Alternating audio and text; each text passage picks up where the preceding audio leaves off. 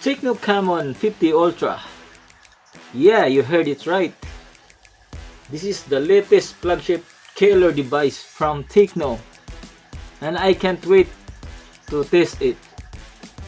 What it's capable of, or maybe it's only a hype. So I will introduce myself. I am Mac, and this is my blog on Tecno Camon 50 Ultra. Let's go. Okay, they said that you can charge this phone even though inside the water. I will try it, but remember, don't try this at home. This is only to prove that this phone is capable of any situation. Okay, I will try it. We'll put that charge first. Now the charging is working, and I will try to dissolve to the water. Okay, let's see what happened.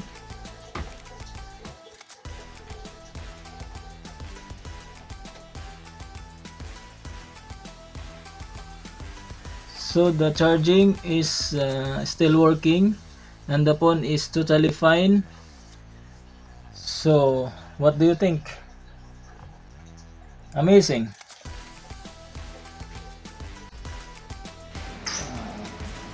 So this phone has a highest level of protection, like IP69 key. So I will try it now to dissolve to the boiling water. Let's see if it will survive. Oh!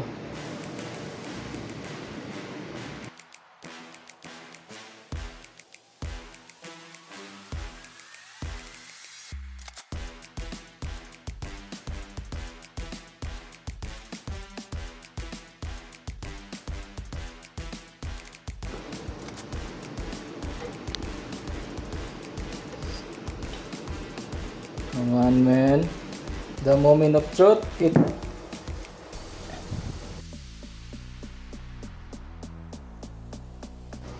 Come on, man.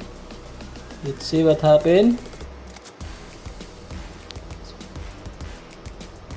Oh, it's hot. Oof. See, the phone is totally fine. But there is a warning, high temperature warning. What is it all about? So it means that the phone is automatically shut down when it feel heat. It's very good. But right now it's extremely hot still. So I will let it cool down. After that, I will turn it on. Let's see if it will work properly. There we go.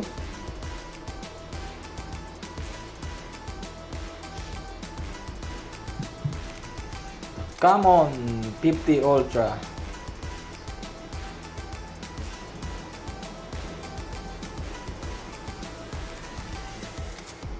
Really?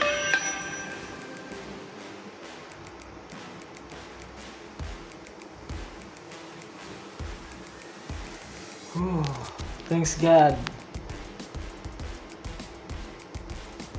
Okay. Okay. Are you okay? Still fast, and there is no issue in here. Come on. Good job, Tecno Camon 50 Ultra. Perfect. Camera is working. Oh, come on, man. So guys, I think it's all good. So,